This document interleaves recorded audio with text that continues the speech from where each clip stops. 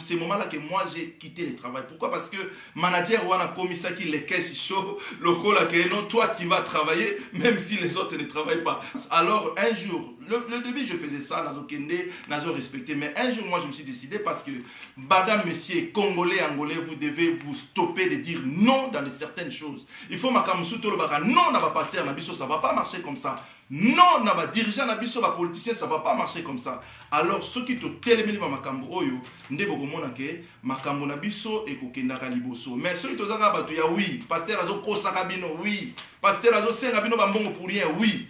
D'ailleurs, je vous apprends que en Angleterre les gens na batu belé madame messieurs on va contribuer pour la salle avec l'église, les chrétiens même. Au long de l'église à pasteur A, on contribue pour son salle, pour son maté. Au long de l'église où on a pasteur pour son salle, aucune église à pasteur B, pour son salle, on contribue pour son maté. Mais vos parents souffrent en Europe, vos parents souffrent en Afrique, vos frères, vos cousins, ils n'étudient pas en Afrique, en Angola, au Congo. Mais c'est bien, les caisses mais les caisses ont besoin de révolution. Vous savez que les église, aucune église, aucune église, Congolais, Angolais, jusqu'à quand? Voilà mes émissions, madame, messieurs. Si vous voulez en combattre, combattez ces émissions, mais boye ba question qui vous combattre les questions, vous combattez Dieu. Nzambe o yankelani, Nzambe ya idina bala, azan Nzambe oyo, alobi les questions, va de nanava, ozamona oyo yena éclaircissement, éclairer le peuple de Dieu, éclairer ba chrétien surtout, biso tozo la bénédiction ya idina bala.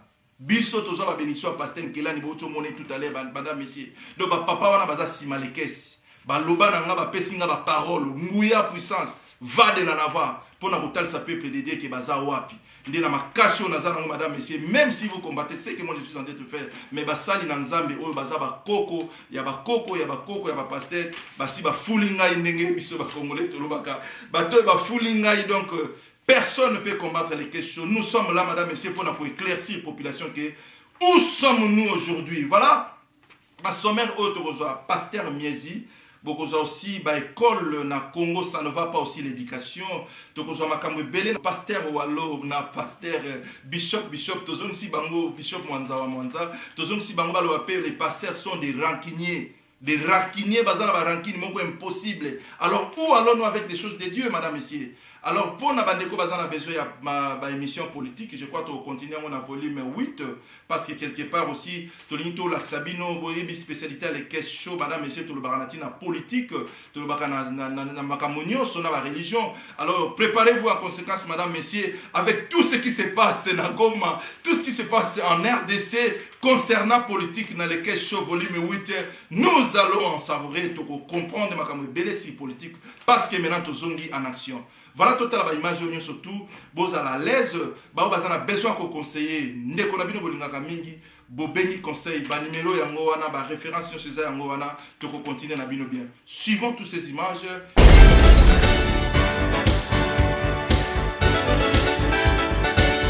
Les caisses chauds, débat, opinion des diasporas.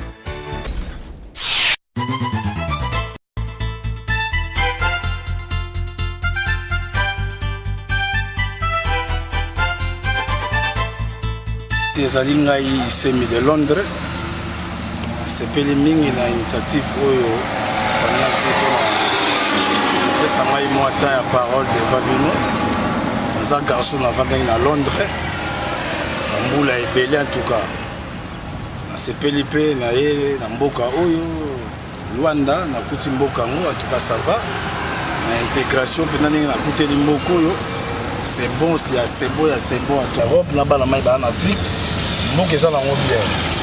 Donc ils sont bien, en tout cas. Oui, bah, ni ne voulez pas ça là. Pour poto peso quand abiso lix à poto et so finir sur marambo belé. Alors vous avez na terre au bimarabo et au découvrir marambo belé en Afrique. On peut s'en moquer pour na bana tout ya Kini, ya Congo et puis on peut s'en moquer na bana Angleterre, Paris, Suisse, Bruxelles.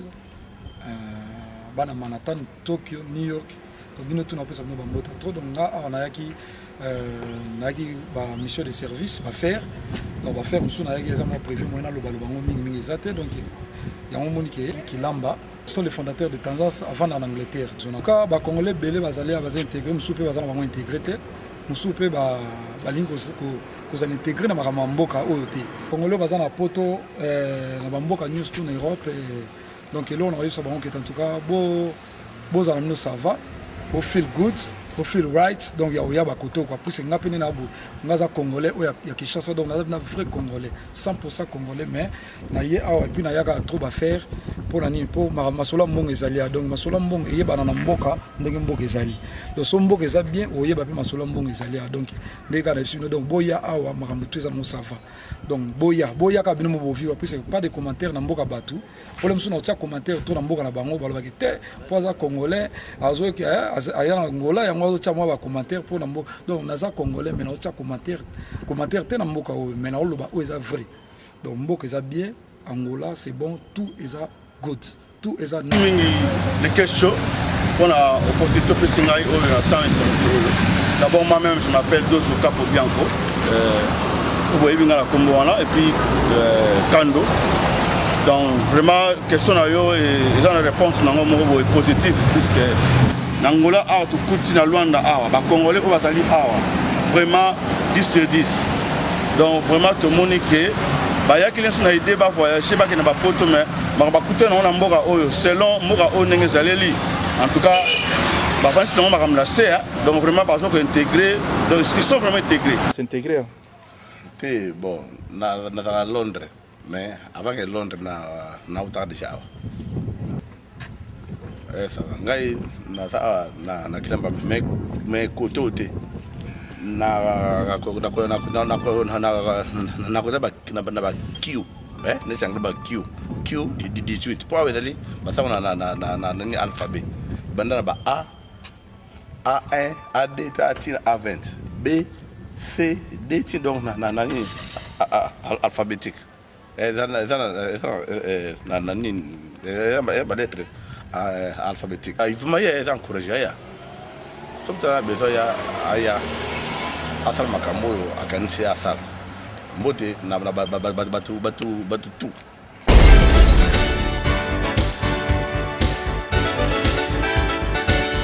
Les 15 shows. Débat, opinion des diasporas.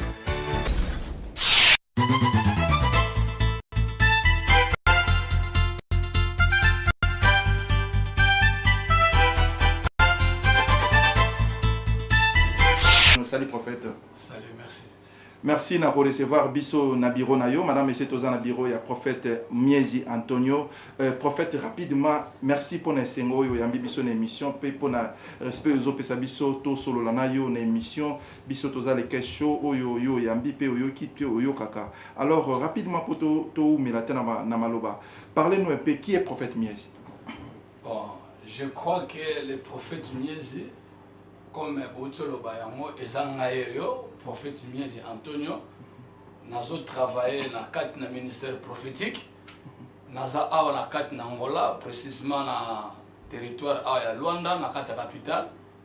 Nous avons même réveil dans la Angola en 1989. Tant que nous avons l'église, nous avons la religion, nous avons le communisme, nous avons le makasi. Nous n'existe pas. On a le terme Obarba qui est au Tchèque Moutou, ceux qui ont quatre pour encore Bakati, ceux qui peuvent Tikala et Tikali. Mais nous avons celle qui ont le Katamité, le monde évangile et comme une facilité à étendre la République Angola. Voilà, madame, messieurs, nous allons parler 1 heure du temps avec ces prophètes, Miezi Antonio. Prophète Miezi Antonio, parlez biso sur parcours chrétien nayo. Olobeli biso 89 aux Alaki en Angola, mais parcours chrétien nayo. Qui est prophète en détail vraiment toi ba prophète Miezi Antonio? En détail vraiment prophète, on a parlé parcours ministériel chrétien. Mais tout. Bon, ok. Nazamo kona ba oyo na bongo li motema na Église et Assemblée de Dieu. Assemblée de Dieu. Na Luanda tu na. Non, na Kinshasa, okay. Assemblée de Dieu na paroisse Makala et pas ya papa Nyumbwanga. Assemblée de Dieu au babinga Kadeza le Kadeza ya mwana. Na commune Makala, na ngabaka na wenza rompo na okiti.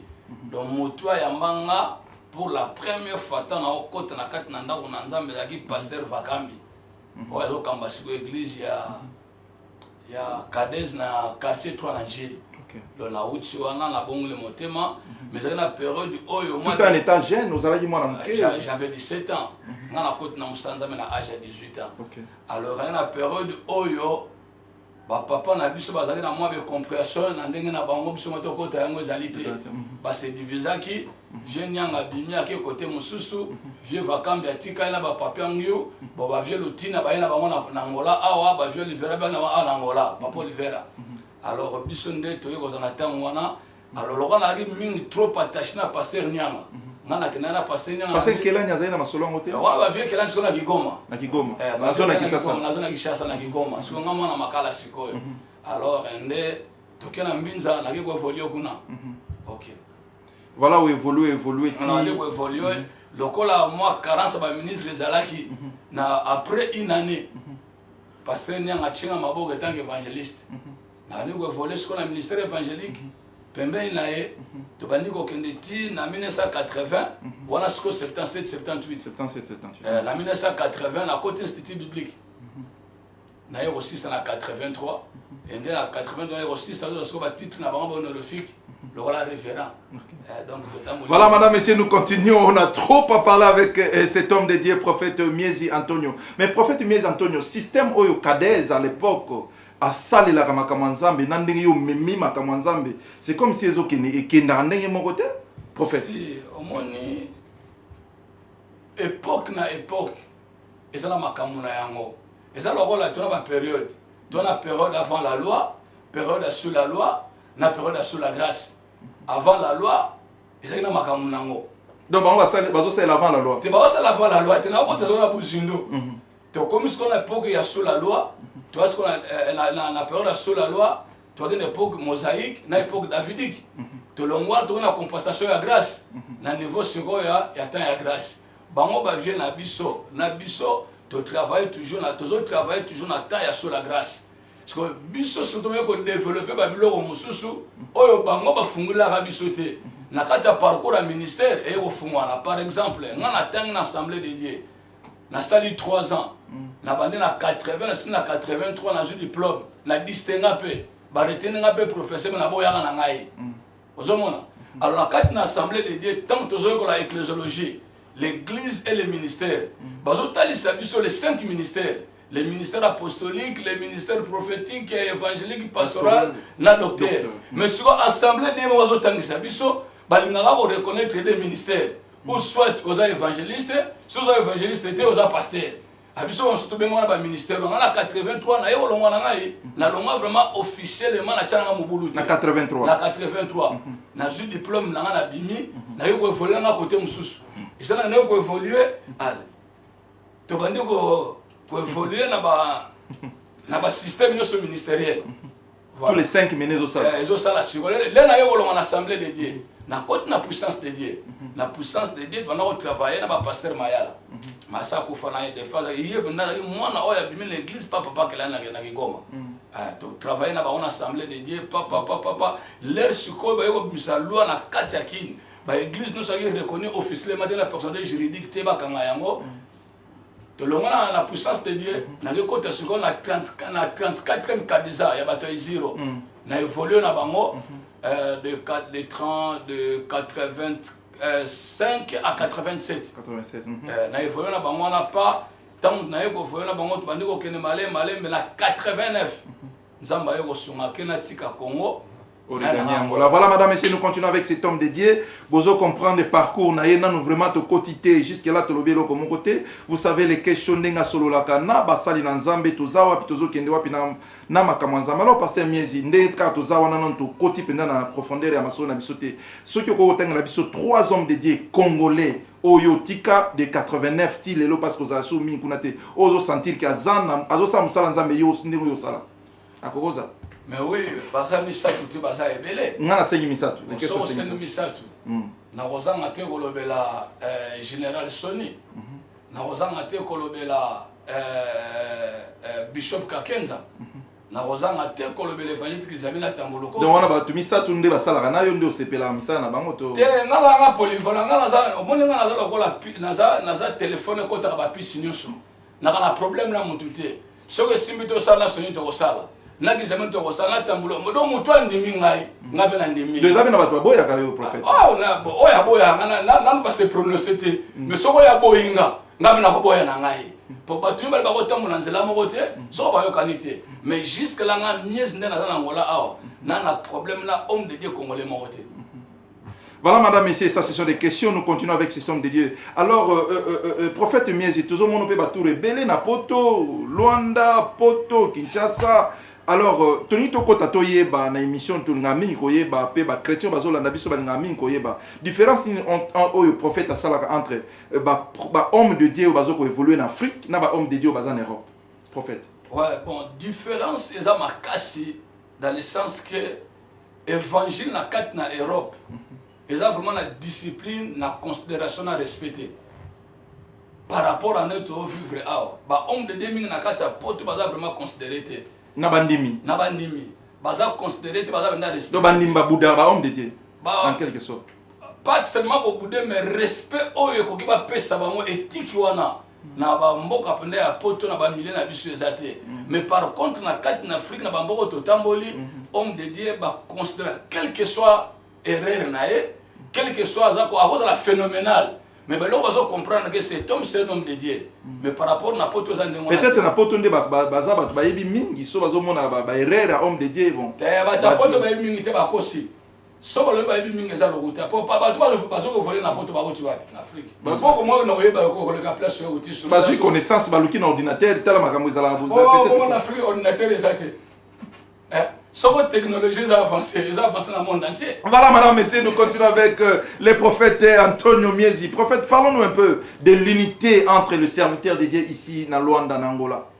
Non, parce que vous avez une bino en Zambie. En tout cas, la ministre en Zambie, tout ça pendant ini.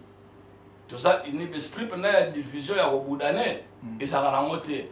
Peut-être que les causes à la langue, la bakoué moroboé, mais boé pendant tout cas, tu y a neti batu nyonso penda o nzamba tongo na kati ya mboka oyo tosololaka bana ni wana prophète eza ba Paolo apôtre Nsingi ba docteur de cas ba petit na biso bazomata ba Roger Makambo na la bande ba Gaston to za mo ebele o nzamba tongo na kati ya mboka tangi apôtre Lutumba te wala za master na biso tele wala za père o ba vie Lutumba to chaba mona mulongo na biso te Baba père oyo bazoko évoluer na ndo ba s'imposer ko le kabiso pour le long na kat na l'église no se réveil église oko ba ko comprendre nzambe malamu bonde oji ezate pour bien atteindre ba niveau nyonso atteindre niveau spirituel atteindre niveau ecclésiastique atteindre même ba niveau social bazana ba institut bana ba collège bana ba centre médicaux biso za na ngote les 15 show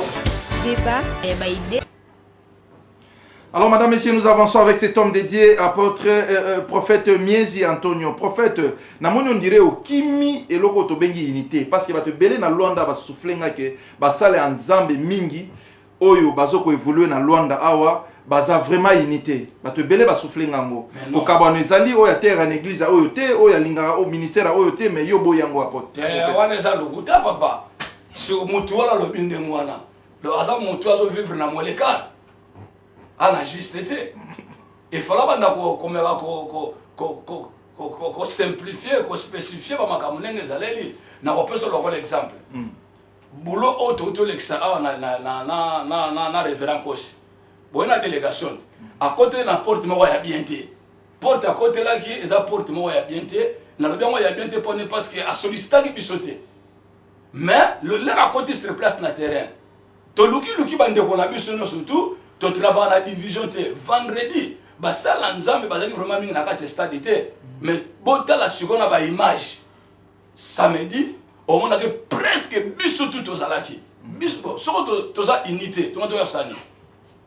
En plus lo ba bazo bossa na papa. So le lo yo za ministre de Dieu. Au bengi singa na hôtel l'église na yo. Cela ne veut pas dire que nga pena ko bengi so hôtel. Ministère zali que les matières sa complémentarité.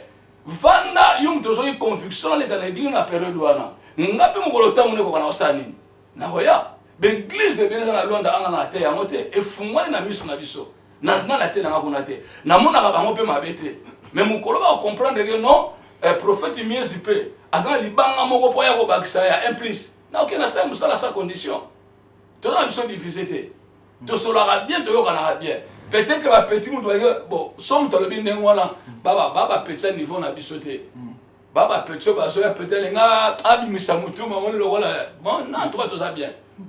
Voilà, madame, messieurs, nous continuons avec cet homme de Dieu, prophète Ozo Solo Lapenza, bien abisso. Bate belé, batala qui on a Londres, na passage nous dernièrement à Londres, na Olive TV. Bate belé, balobi les questions. Il fallait na sa mission pour na mais gloire à Dieu. Ma bon nzambe sali keto ya na Luanda to salango na bureau na yo place to zali sikoyo. Mais apôtre bate belé, batuninga balobi ba pratique mingi au sala na télévision, ba ciseaux, ba makambo belé. Est-ce que secret na mwezanini vraiment? Balobi est-ce que ezo bangi ça ezanengeni? Mais comme il a ciseaux, prophète. Non, je pense que tu vas parler sur le principe de la cérémonie sacerdotale. Makamunyo sont en scène na télévision et ça hors la parole de Dieu. Par exemple, tant que tu as les camotés les ciseaux, tu as le livre Ézéchiel. Tu fais le livre Ézéchiel, tu le goûtes là, tu ne vas pas expliquer. Ça va permettre de t'attendre un moment. Si. Ok. Tu m'as dit comment on va expliquer et là on est oyo na mukanda ya Ézéchiel. Na chapitre 16 tobande na verset 1 soko bato bakolanda bakokita à partir du verset 1er titre yokusuka na verset 10 babandi ko expliquer à moi moké la parole de l'Éternel me fut adressée en ces mots: fils de l'homme, fais connaître à Jérusalem ses abominations. Tu diras ainsi parle l'Éternel à Jérusalem: par ton origine et ta naissance tu es du pays de Canaan, ton père était un Amoréen et ta mère une Étienne. À ta naissance, au jour où tu naquis, ton cordon n'a pas été coupé. Et on a mis ça qui ciseaux. On a expliqué que le cordon n'a ton cordon n'a pas été coupé. Ton cordon n'a pas été coupé. Tu n'as pas été lavé dans l'eau pour être purifié. Tu n'as pas été frotté avec du sel. Tu n'as pas été enveloppé dans des langes. Le retour a une heure de temps, tu vas continuer au temps. Na katia verset oyo, bazolo bela, mungwa, mafuta, mai, na cordon bakata ka yangote, cordon bakata na gilet, cordon bakata na ciseau. Et on a commenté que babiloko no soto wana na memyango na plateau, na bandi ko expliquer. Tant on a simbi ciseaux, na la to cordon n'a pas été coupé. Na zuisani, na la gisi ke ba sugula rayote, na la gisi mai, na la gisi mafuta ba pakola na mafuta te. To seli ba cérémonie wana. Na kutu na mimaka na télévision na plateau, mais na pese ke pas mututé, ba tu ba mo na banda kuna bango, ba bimisi biloko na bango. Na bizwa ciseaux, azui ciseaux. Bimisa sani, bimisi sani. Pese donc ba zaki surpris. Posez-le comment préparer te. Mais tant que tu as une action, je pense que moi, journaliste, bazo banga o balobi nanga les questions tunaye mutuna wana ezo bangisa. Est-ce que makamanza mango ba okomi o mimango na niveau wana? OK. Est-ce que soko sali ba ciseaux wana te bato ba kobika te ba kangola matena banda kuna bango prophète? Si on a na tuna soko bato ngo. So yeso sala ki soyi na mabelete avec les ngamo na te. Nzamba nzamba meti système. Et puis, monsieur, on a la télévision, on a les ciseaux, ils ont mort et branche n'a utilisé qui. Mais ils ont attend les gars émission, on a utilisé la parole à Pamba, on a la déclaration. Tant que les gars émission à Aigle, prophète Mukendi, na docteur Désiré, to simba mafuta tele romote, to kende la prière imprécatoire, balanda qui ba témoignage ndenge ni mine des autres parce qu'on a kacha bandao, pe ba doza la délivrer. On a une agoloba que ce sont les perdants qui critiquent les gagnants. Donc, il faut toujours éviter les contacts inutiles avec les gens de bas niveau de vaurien. Si tu ne connais rien, à la place de critiquer, c'est mieux. Botuna. Les questions. Débat et idée. Voilà, madame, monsieur, c'est mieux botuna, ba réponse yango bozo zwango na émission les questions, bandeko mingi ba mituna ba question na ba pratique yo prophète Azaïe ko sala sur Olive TV na ba na présence na ye na Olive TV na ba moi ou tous les cas bozui ba réponse nango parce que zala ki émission te mutazaïe ko tourner ba question te mais les questions à l'andi eti na église ne awa na Luanda na palanka madame monsieur poto tuna ye mituna wana prophète umela mituna wana te bandeko balandi biso bazui réponse na bango et puis bazui connaissance. Les amis qui m'ont fait visiter aussi Mboka Oya Luanda, Balaksinga na tamboli mingi prophète na Mboko ya Luanda et puis nga pena na zobengango à part ingara famento ezobo mabiso prophète récite oyo Luanda tozokota na politique te metolo bela muke nga na sepeli mingi na Mboko na tamboli mingi na ba ville ya Luanda tolo ba récite ngo ezo uta partir ma bondeli na bino to gouvernement kaka nde azane na bonne volonté nde abongisi Mboka. Non, les arabes gouvernement ont la bonne volonté quand même. Bisso, par exemple, tant que tu as Namboka Oyo, Angolais a le rôle de l'autre qui paye des guerres. Et puis Angolais souffrir que les gars payer belé Afrique. Tout d'abord, Angola est une colonie portugaise pendant 5 siècles. Pendant que Angola dans Nouvelle-Lisbonne, tant que Angola est indépendance en 1975, 75, et tu as eu la guerre civile. Et ça fait 23 ans, Mboka qui détruit. Mais si Paul Mboka était le manège comme Belelo, Moutoumoko a un corps gouvernemental à effort de l'église est salée. L'église est bonne de l'Ipomboka Zanakimia. C'est ça qui a fait. En 1992, président, le gouvernement en place, va reconnaître l'église. En guise de reconnaissance, il y a mis ça à l'église et ça a tout représentant légal. Il y a un passeport diplomatique. Il y a compté comme diplomate dans la Mboka. C'est va reconnaître Makamboyo, l'église est salie. Même si on va attendre une élection, si le gouvernement, les politiciens, l'église, il y a une élection, il y avait des gens qui entendaient que mais il y a des hommes de Dieu qui organisent des prières dans la apôtre Eliage a organisé des prières. Assemblée de Dieu, alors la prière, non vieux au bimaté, aux hommes qu'on a habité dans le bimapa, dans la mission de Liban Namboka. Mais n'est-ce pas un message, bitumbe aux alatés, qui m'a qui n'a eu, prophète papa. Qui m'a qui, parce que moment d'élection, même na au Salamé, na Congo, homme de Dieu, mingi, qui m'a qui, zonga qui t'a élection. C'est la mal expliqué aussi. Qui m'a qui, au Kansai, que Bandimba Koufa, prophète, tous à la quand même la vérité. N'a pas expliqué. Au moins, il faut que tu vois, il faut au gouvernement, il faut que tu trophée. Babengi, je suis l'un parmi des pères et l'église et réveil Angola. Na côté Angola na 89 na tango ba que Dieu n'existe pas. Au côté na bureau na Bible babengani et na 89, ozola na papa. Na sali ba préparatif na 90 na 1990. Ne ba français ba na 90. Na sali campagne na citadelle. À l'époque le communisme n'existait pas. Papa bon bele na tanga bitumba na kimité na tanga kimira kima. Tant surtout Angola na bituma na Katamboka. Ngala okima élection te. Ngala za citoyen angolais. Et puis l'expliquer à Batunde na aboué. Ngala zali congolais de naissance. Angolais d'origine, italien de papier. Bandela na loko na to comprendre na obela te prophète. Na lobi boy. Ngande na aboué. Donc 3 nationalités. Donc na 3 parcours. Na congolais de naissance pour nga ba botinga na Congo. Mère nanga na père nanga bakimaka guerre na mboka na tanga colonne na Congo ba botinga ye na botemi na Congo. Quel épisode à Liboso? Na botemi na Congo na tangi na Congo. Deuxième épisode. Deuxième épisode tamu mboka Yesu kimia na zongi na mboka Angola. Na Angola nga na va na village natal pendant 2 ans. Comment village ango? Nga na za mutakusu pete kota damba na mutakusu pete. Donc za eba kotina va so uti lokola Makela, Olegi Kibokolo, Kibokolo poko manadamba, babenga l'esprit babenga au croisement qui sobananga, au côté, Kousupete. Secteur na biso ya moi. Na vanda wana 2 ans attendre à guérilla s'il vous plaît. Là j'étais païen attendre à guérilla, so bata F à l'époque. Osomon. Tangu baya bitumbe makasi to rekoué, na yo bongo la motema. Mboka ekomi na yeli sus, na liboso na kotaka na mboka etaki païen. L'air n'a bimi, n'a pas un ministre dédié. Et on a dit que Naza, Congolais de naissance, Angolais d'origine, italien de papier. Troisième parcours italien des papiers, cela veut dire? C'est dans la mikanda ba italien, ba docteur na père italien. Donc na boye na tambola na mikanda misato. Voilà, madame, messieurs, nous continuons avec cet homme dédié, prophète Miezi. Prophète, nazomo nozota mola bamboke, belé, ceux qui n'a lobby que natunayo quelque part, namoni que tobengayo apôtre parce que vous avez une église à Londres, tobengayo apôtre parce que vous avez une église en Belgique, si je ne me trompe pas, tobengayo apôtre aux en France, tobengayo apôtre aux en Luanda, et na Congo na nos salités, ça moi pas si mon aux pour le moment qui au sala na Congo, tobengo apôtre bientôt continuer à gobengo prophète. Na musaloni social ensemble.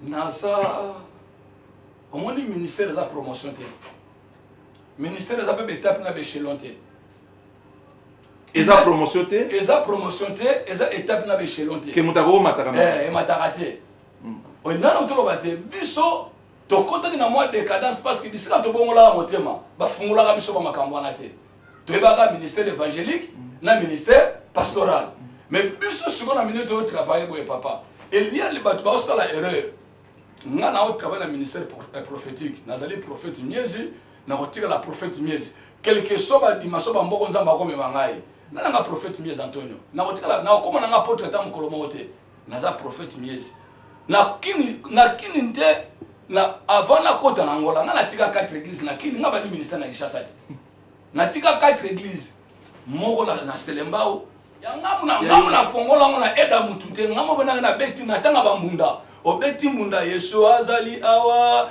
na tika moko na Masina moko na Bumbu moko na Selemba bozo ba image ko la ba vérité na beta biographie na nga save na nga correct ya otenga mate na Bumbu na Selembao na Masina na Mbinza Ipel siko ba peto na tigela ba bulo l'air na koti na Ngola mwalu pembe nzamba zo tombola bulu na bango siko ngala tinda l'air na Ngola esimba ba église wana na bineko sala mate esengele kutubilo bato ya Jérusalem bon na kopoye côté boye loko bolingi système wana na kabeli bino église ngo bazina ba na kabela bango ngo sikoyo 3 ba oma bulo moko aosala bulo ne bien tilo na Mbinza Ipen église yo continuer kana vision na yo na te na kabela e siko cela veut dire prophète oza sur une église na Congo te naza sur une église na Congo te mais turo ndenge za boye 2013 to kita obanda na bandal pour ce tozo déjà ici. Voilà, madame, messieurs, nous continuons avec cet homme de Dieu. Prophète, nous avons toutes nos questions. Mboka nino yo soki lelo oyo émission nanga elobi prophète Miezi az akene mboka tel oyo santara ke nano communautaire wana to ko sala musala nzambe za mboka ni. Obinga guerrier. Ngabe na guerrier. Esika batu ba ishuga na resisa. Ponga na tambula na nzambe. Donc mboka nso boko benga ngai nga obi comment mso ba benga ngai za instrument de guerre. Donc, on va faire parachuter na réussir na ngai parce que Bible va faire que nous ferons des exploits. Na mboka moko ya bareno obstacle était ata côté ba Singapour, ata côté ba Guatemala, ata ba tindisho ba pays moko islamique to gontara ka malé mais la stratégie pena sa ina ba opesa to samsa. Alors quel est votre secret prophète Miezi? Secret nous ani na makamanzamba. Bon, ma secret nga busaka détermination na croire na nzambo wa benga ngai. Et puis la ndima na za musala nzambe quel que soit ba erreur pour na ba clair quel que soit ba erreur na sa na vie ba erreur ba défaut ba gaffe na croire que na mutu na nzambe pe na ndima ke nzambe mutabenga ngai ana détermination na zo ngasimate. Alors tant ozolo bela biso ba erreur ba gaffe na ba émission mingi na zo sana ba sa na nzambe tozo évoquer eloko ya divorce prophète. Ba prophète eza sala nzambe belé ba prophète ba docteur tous les 5 ministères wana ba comme mingi na divorce eza suite à ba erreur yo tolo ba yo moko na émission yo to eza nino ezo memela ba sala nzambe divorce prophète non na za clair na za hypocrite na ba makamu na ngai d'abord prophète yemo marié na za marié na za père de 5 enfants ba biloko o ba alternative ba ninga na ba souffrir ngabe na souffra yango mais problème ezani eza ke basi mingi ba sala nzambe. Tant que tu basi na biso tout de suite là madame a otobenga ngai autant que tu osola na biso ba jona madame ta otobenga tant que tu côté na kata musala oyo papa tozalaki na niveau to na ngolelo te ni succès ni élévation ni grandeur tozoki basi na biso na ba niveau assez c'est que tant nzamba otombola biso au moins le gisho tant nzamba otombola biso de la même manière batentation mpe Ezoya. ezoya bataki ezoya baépreuve mpe osala nini ezoya so basi na biso foka na comprendre babiloko wana parce que la femme déjà c'est une aide soko mwasi na nga moko akoki kosoutenir ngai te afunguli matoi na libanda lere akoyoka baconseil ya libanda abanda aza motu ti akozala choqué monter toucher ye azokanisaki la meilleure procédure mpe la meilleure solution mpona ye azwa kimia eza divorce mais eza erreur et je voudrais vous souligner la plupart ya bahomme de Dieu baza divorcé basi na bango bakoma koregrete par rapport à quoi? Par rapport à mauvais conseil au bango bazwaki. Moi je pense que tout le divorce na milieu na biso ça parce que basi na biso bazo ko supporter makambo zo la biso te. Je na passer un kosi. Hein? Obi que ezana brimo beba boke passer un kosi azo alinga biso la mère mo bosoni. Ba brimo comme la biso. Mais abi mala mère mo ndeni. Ezala ya solo, ezala ya lokuta. Mais si quoi problème comme on a dit, si quoi son mère si quoi dans ma capacité. Boye la délégation. Basi bazate. Mi bali bazate. Si quoi son devait na on atate. Toujours travailler na conscience. Mère qui c'est ici gaza, faut na confiance à père ka ça la nani. Nzambe. Nga to na bureau na nzamba zo ka ngai. Nzamba likola zo ka ngai. Ba mo ba ya na bureau. Aya bina ko mitika bena ke alingi na yeyo. Moi c'est na Belgique. Ouais, moi ça na Belgique nga batala. L'esprit a bien peur, l'esprit a bien. Nazo ko mekumi sate. Ba mboka tunga na tamba moyi balela ngai. L'église tout na te ba moyi balela ngai. Na yeba monde. So na peska ouverture au sona na batu. O mona bana le mutabo. To be na monde ti. Mutu bena bukani. Mais eza na bana basio yo. Ba oyebisa yo que type wana banga nzambe. Récemment na Angleterre. Na ina bimisa secrétaire, mais pasteur c'est ba ebi le coq. Bazwanga notage na moment ya canon pembe ko sakana te metis kuta ko sana Angleterre c'est baebi o comprendre adjunga papa na opele jeep na ochobala baninga bite makamonga na eli yango zo yebisanga te na elenga makambo susu na zipiet petit na ba makambo wana na wana pa mutu te mais siko soko za ngala kende olinga ye anga sani bango ba bombaka pour bango ba ya olinga biso mais soko biso ke olinga bango ba osani aloba biso ba tout autant na kata distance. Alors moi conseil prophète lokola au sali divorcité nzamba zo continuer ko endurer yo pe ko pe sur l'expérience na makambo moi conseil à donner à cela aussi ba sali divorce na ba ono ba salité na ba o bazana na envoi à divorce conseil à donner ba o de assez ba se divorcer papa et ça divorcer bali nae tout ça se souvient atika moi so azu azom la mère akala on est les points de terre wa jali kama nzambe na ba o na ba se divorcer te ba na voie divorce nzamba sunga biso lokola to boli la pona bango pe nzamba pesa ndira parce que divorce est da penate ce sont les enfants qui souffrent et ça peut la penser à homme de Dieu quand se divorcer tout ça ce sont les attaques les risques du diable na biso nyo surtout se soutenir à la prière que ba mi pepeona et moration e kangama l'unique mtako sunga sala nzambe parce que le diable est risé. Voilà, madame, messieurs, nous avançons lentement et sérieusement vers la fin de cette émission. Tous en avons question et belé prophète Miezi Inerdité Zamouké. Baïb Singana Tunayo, Nandeko Moko, comment gérer le succès? Bino Basel Nzambe. Moussousou Mon Nzambe a matisi Brouba Akoi. Manzamba Kene na niveau ni Broub. Comment gérer le succès? Son Nzamba élevé au niveau Moboui. Et Zande Yo Poto Yoki. Voilà, madame, messieurs, nous acheminons vers la fin de cette émission. Je crois qu'il y a trop à dire. Bah, te belé Bozan a question. Numéro, il y a prophète. Il y a invité son numéro na yo. Bah, te belé, bah, déranger. Voilà, madame, messieurs, si vous avez besoin d'aller contacter les caisses show. Tu aurais bandé na un message. Na mino ba question. Nyo so Bozan on a makambo tozo solo là. Même homme dédié. Mundi Mio Zalanani. Moussal Nzambe Benga. Biso on a besoin de contact et à prophète Miezi de Kopeso en Motoza en Luanda tozo continuer nous enchaînons vers la fin de cette émission. Il y a vraiment à boire et à manger. Ma question est belle botuna ngai na tuna ye lokola na jui na terrain na ye moko ndinga zolo beza terrain na ye na Luanda et continuer à me poser cette question to ba nous ala mingi na contact na ye prophète je crois to comme vraiment na suka alors to koki kotika yo te sans toutes nos questions oyo comment gérer le succès bino basai na Nzambe tozo mona Nzamba élevé mais to tamboli to moni comme on ezolo bama na Luanda mais comment gérer le succès que Moula Nambulo Zalara kaka?